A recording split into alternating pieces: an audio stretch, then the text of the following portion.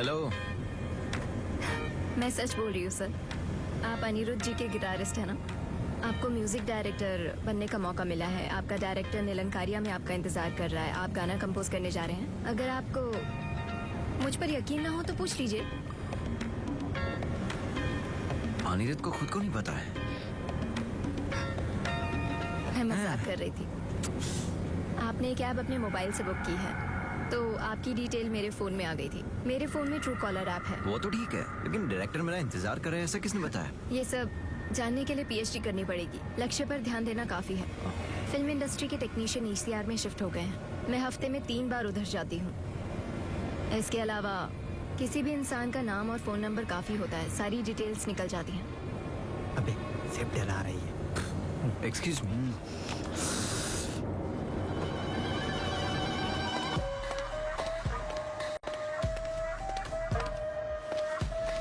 नमस्ते भाई। अरे रे, खुश हो बैठो।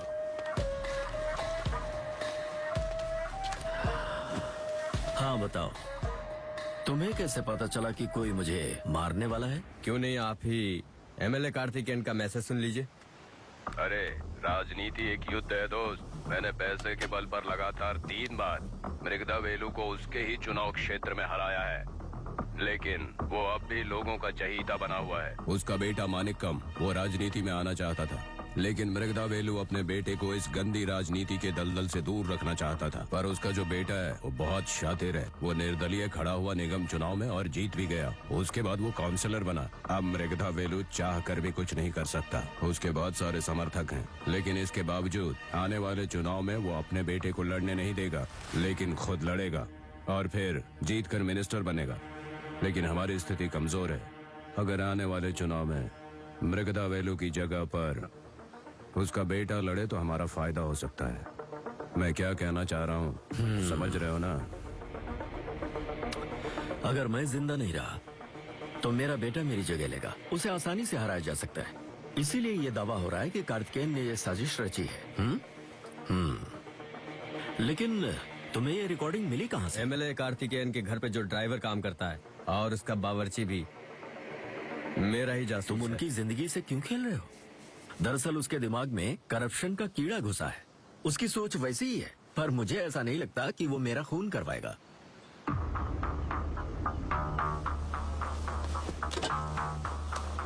देखिए, मैं यहाँ नाम शोहरत या किसी भी पद के लालच में नहीं आया हूँ। अपने लोगों की सेवा के लिए आया हूँ। अगर मैं जीत जाता हूँ और मुझे पार्लियामेंट की सीट मिल जाती है तो मैं जनता के हक की बात करूंगा। सिर्फ उनकी तरक्की चाहता हूँ मैं। भाई मामला बहुत रिस्की है। मैंने क्लब में पिछली रात को ही बता दिया था, और इस तरह से मुझे फोन मत कीजिए।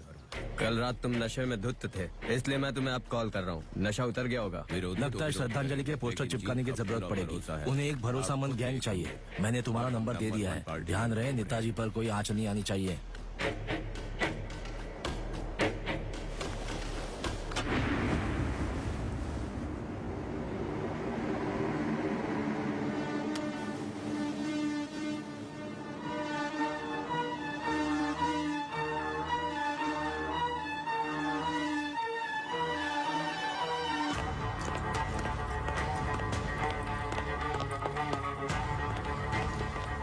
हमें और आदमियों की जरूरत है। अब भी के अब भी फोन करके सबको बुलाओ।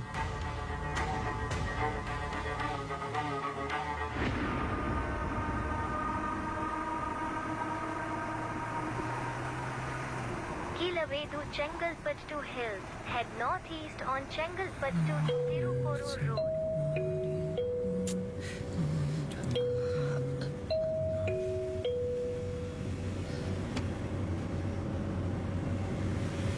Excuse me.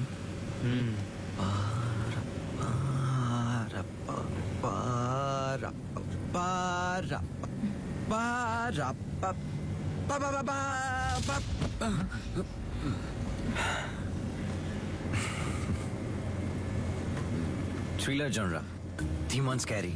सुनने वाले के रोंगटे खड़े हो जाते हैं। आप भी डर गए ना? खतरनाक है ना? नाइस।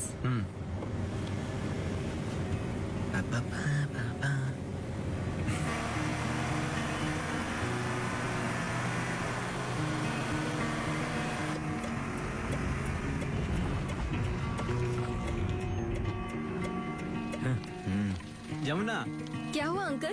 जब भी मेरी गाड़ी अचानक बंद पड़ जाती और स्टार्ट नहीं होती तो मेरा दिमाग खराब हो जाता। फिर मैं अपना सर पकड़कर बैठ जाता कि अब क्या करूं। तभी ठीक समय पर तुम्हारे पापा मेरी मदद करने के लिए वहां पहुंच जाते थे और आज तुम पहुंची हो। डीजल चाहिए अंकल? हाँ बेटी, चालू कर रहा हूँ लेकिन पिकअप नहीं ले रही। तुम्हारे पापा हमेशा कार में डीजल रखते थे। मैं भी हमेशा रखती हूँ अंकल।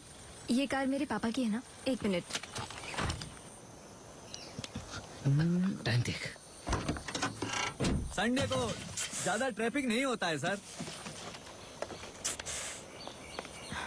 लाओ बेटी।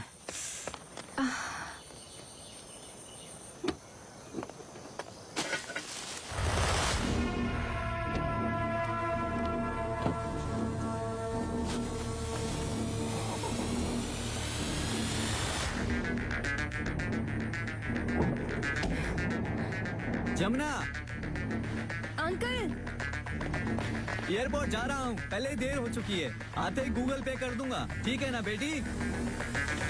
चलता हूँ बेटी।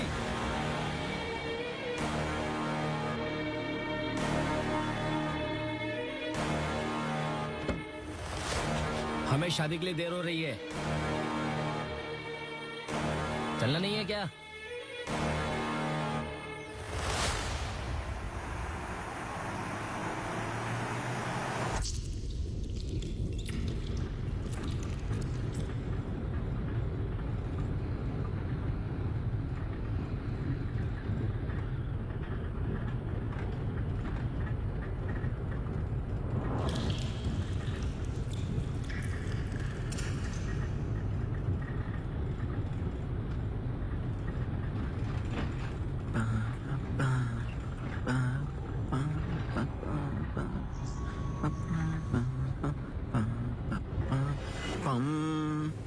खून आ रहा है? वो कुछ नहीं। मैंने जब डिक्की खोली तो कोई धार जैसी चीज से खरोच लग गई।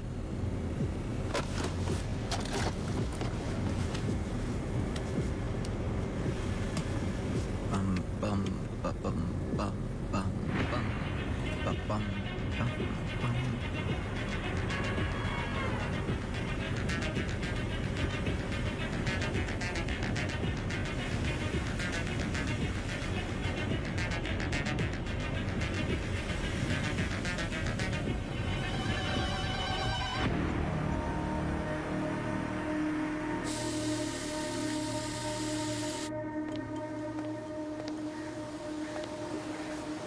मणिकम,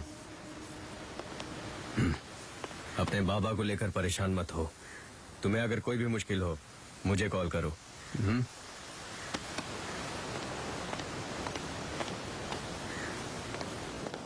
पाँव लगे। हाँ। अब मैं चलता हूँ। हाँ ठीक है।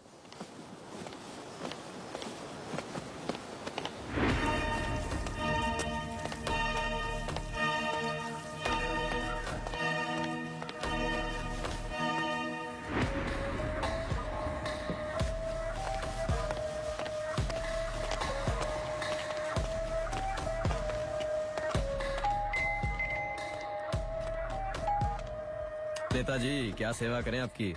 मैं नेताजी कब से बना? वो तो रहेंगे ही। वेगदा तो नाम का ही नेता है, लेकिन एक आप ही हैं जिसे मैं नेता मानता हूँ। बढ़िया। मेरी बात याद रखना, राजनीति में बहुत आगे जाओगे।